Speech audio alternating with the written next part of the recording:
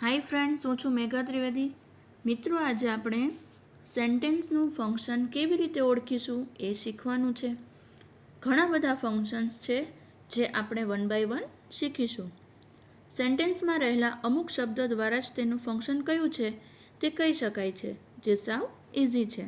તો મિત્રો, વિડીયો જોજો જેથી કરીને આખો કોન્સેપ્ટ છે ક્લિયર થઈ જાય. વિડીયોને લાઇક કરો, શેર કરો અને સબસ્ક્રાઈબ કરો. તો આપણું ફર્સ્ટ ફંક્શન કયું છે દોસ્તો? તો કે સ્પેસિફાઈંગ લોકેશન. હવે લોકેશન એટલે શું એ તો આપણને બધાને ખ્યાલ છે, કારણ કે આપણે ઘણી વખત કોઈ જગ્યાએ જવું છે અને આપણે એ અનનોન પ્લેસ જોઈ નથી, તો આપણે શું કરીએ છીએ? આપણા બધા પાસે મોબાઈલ છે, તો ફોનમાં ગૂગલ મેપની મદદથી આપણે એ લોકેશન ઉપર પણ જઈ શકીએ છીએ. અથવા તો આપણે કોઈ વ્યક્તિને આપણું કરંટ લોકેશન શેર કરવું છે તો એ પણ આપણે કરી શકીએ છીએ. તો દોસ્તો, લોકેશનનો અર્થ શું થાય છે? તો કે લોકેશનનો અર્થ છે સ્થાન અને સ્થળ, એવો થાય છે. આ અર્થ દ્વારા જ સેન્ટેન્સનું ફંક્શન છે એ ઓળખી શકાય છે. એટલે કે કોઈ વ્યક્તિ કે વસ્તુનું સ્થાન અથવા કોઈ વ્યક્તિ કે વસ્તુ તે ક્યાં સ્થળે કે જગ્યાએ છે એ દર્શાવતું વાક્ય. In the garden, in the hospital, near the temple, near post office, near railway station, on the station road, in Rajkot, in Ahmedabad જેવા શબ્દો લોકેશન દર્શાવતા શબ્દો છે. તો હવે આપણે એક્ઝામ્પલ જોઈએ તો વધારે ખ્યાલ આવશે. My father works in a bank. My house is near the police station. I live in Ahmedabad. તો મિત્રો, અહીંયા in a bank, near the police station અને ઇન અમદાવાદ આ શબ્દ છે લોકેશન બતાવે છે. અને અહીંયા તમને આ જે લોકેશન બતાવતા વર્ડ છે એને પણ અહીંયા આપણે હાઇલાઇટ કરેલા છે. હવે જોઈએ મિત્રો સ્પેસિફાઈંગ ટાઈમ. કોઈ પણ વ્યક્તિએ ક્રિયા ક્યારે કરી છે તે સમય દર્શાવતું વાક્ય, જેને સ્પેસિફાઈંગ ટાઈમ કહે છે. કોઈ ક્રિયાનો સમય દર્શાવતું વાક્ય એટલે કે at 9 o'clock, at 10 o'clock, at 2 o'clock, in the morning, in the afternoon, at the night, on 15th March જેવા શબ્દો વાળું વાક્ય છે એ ટાઈમ દર્શાવે છે. તેથી તે દરેક વાક્યનું ફંક્શન સ્પેસિફાઈંગ ટાઈમ છે. તો હવે આપણે એક્ઝામ્પલ જોઈએ.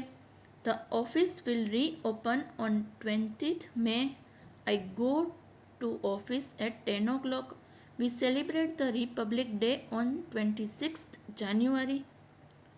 તો મિત્રો, on 20th May, at 10 o'clock અને on 26th January A time દર્શાવે છે.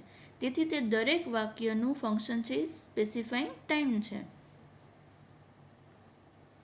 હવે મિત્રો આપણે જોઈએ પોઈન્ટ ઓફ ટાઈમ. સિન્સના ઉપયોગવાળું વાક્ય અથવા તો કોઈ ક્રિયા છે એ ક્યારથી શરૂ થાય છે એ દર્શાવતું વાક્ય પોઈન્ટ ઓફ ટાઈમનું ફંક્શન બતાવે છે. Since 9 o'clock, since 10 o'clock, since 5 o'clock, since Diwali, since Holi, since Eid, since Christmas and since વેનથી પૂછાયેલો પ્રશ્ન પોઈન્ટ ઓફ ટાઈમનું છે. એક્ઝામ્પલ જોઈએ તો કે she has been teaching since 10 o'clock. Since when has Sheetal has been studying. I have been working since 4 o'clock. તો મિત્રો, સિન્સ 10 o'clock, સિન્સ વેન અને સિન્સ 4 o'clock આ ત્રણેય વાક્યના શબ્દો છે એ પોઈન્ટ ઓફ ટાઈમ ઓફ ફંક્શનવાળા શબ્દો છે. અને પોઈન્ટ ઓફ ટાઈમનો આ મુદ્દાની જો તમારે વધુ સમજ જોઈએ તો આપણે સિન્સ અને 4ના વિડીયોની અંદર પણ સમજાવ્યું છે. તો એ વિડીયો જો તમે લોકોએ ના જોયો હોય તો એ પણ તમે જોઈ શકો છો. હવે આપણે જોઈએ ડ્યુરેશન ઓફ ટાઈમ. 4 એટલે કે થી ના ઉપયોગવાળું વાક્ય. ક્રિયા કેટલો સમય ચાલુ રહી તે દર્શાવતું વાક્ય. તો કેટલા સમય ચાલુ રહી એ દર્શાવતું વાક્ય એટલે શું? તો આપણે સમજીએ કે તમે ધારો કે 7 વાગે તમે લોકો વાંચવા બેઠા, 8 વાગે તમે વાંચીને ઊભા થયા, તો એ બે વચ્ચેનો ડ્યુરેશન એટલે કે સમયગાળો કેટલો થયો? કેટલા કલાક તમે વાંચ્યું? તો કે 1 કલાક. તો એને ડ્યુરેશન ઓફ ટાઈમ કહે છે. for 2 hours, for 3 hours, for 5 hours, for 10 hours, for 3 years, for 5 years, for 2 months, for 6 months. How long have been ના ઉપયોગવાળું પ્રશ્ન વાક્ય ડ્યુરેશન ઓફ ટાઈમ છે. એક્ઝામ્પલ જોઈએ. My mother has been cooking for 2 hours. Children have been playing for 3 hours. How long have you been working.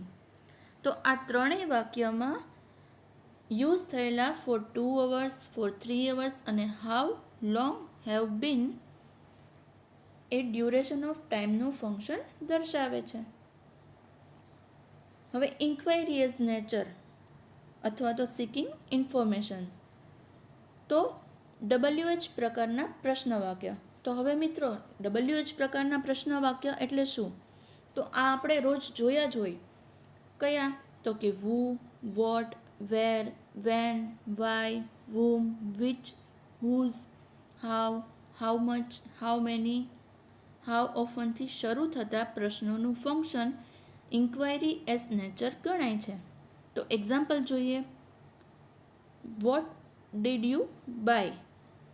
Van does she go to the market? How many bananas did you it?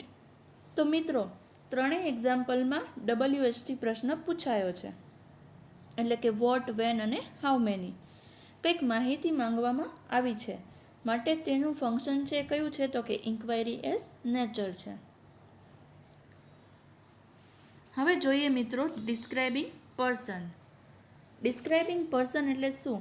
કે તમે વ્યક્તિનું વર્ણન કરતું વાક્ય. એટલે કે વ્યક્તિ છે એ ટોલ છે, સ્લિમ છે, બ્યુટીફુલ છે, હેન્ડસમ છે, તો એને વ્યક્તિનું વર્ણન કર્યું કહેવાય.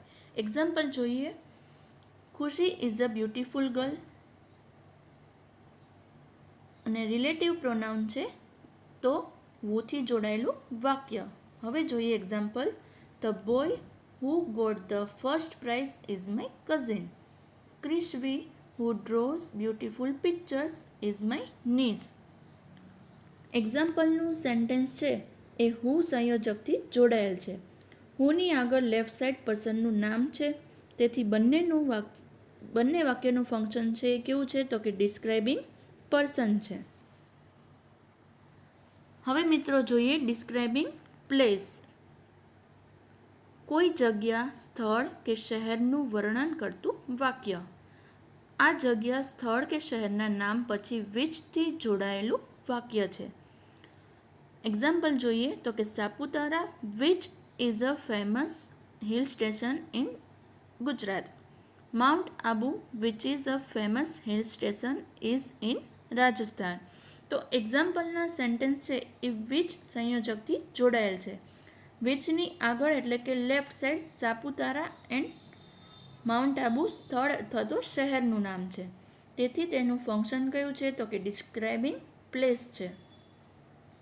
હવે જોઈએ મિત્રો ડિસ્ક્રાઇબિંગ થિંગ્સ. તો કે વાક્યમાં વસ્તુનું નામ પછી વિચથી જોડાયેલું વાક્ય. એક્ઝામ્પલ જોઈએ તો કે the book which is on the table is written by Munshi. The pen which was lost yesterday has been found. Here is the motorcycle which was bought by my father 10 years ago. તો એક્ઝામ્પલના સેન્ટેન્સમાં વિચની આગળ એટલે કે left side વસ્તુ, book, pen અને motorcycle વપરાયેલ છે. તેથી તેનું ફંક્શન છે એ ડિસ્ક્રાઇબિંગ થિંગ છે. તો હવે મિત્રો જોઈએ ડિસ્ક્રાઇબિંગ પ્રોસેસ એટલે કે પ્રક્રિયા. કોઈ પણ પ્રક્રિયા વર્ણવતું વાક્ય. ખાસ કરીને કોઈ પણ વાનગી કે વસ્તુ બનાવવાની ક્રિયા. શરબત, ચા બનાવવાની પ્રક્રિયા. એક્ઝામ્પલ જોઈએ તો કે pour the milk in a glass and add some sugar. Open the bottle and pour the cold drink into a glass. હવે અહીં તમે ઇમેજમાં જોશો તો કોફી કેવી રીતે બનાવી એની પ્રોસેસ છે અહીંયા આપેલી છે. તો પહેલાં રિપન ગ્રેઇન એટલે કે એના સીડ લેવામાં આવ્યા છે.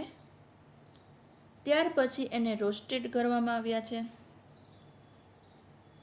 ત્યાર પછી એને ગ્રેડિંગ કરવામાં આવ્યા છે, કે એટલે કે એનો પાવડર બનાવવામાં આવ્યો છે, અને ત્યાર પછી મેક કોફી એટલે કે કોફી બનાવવામાં આવી છે.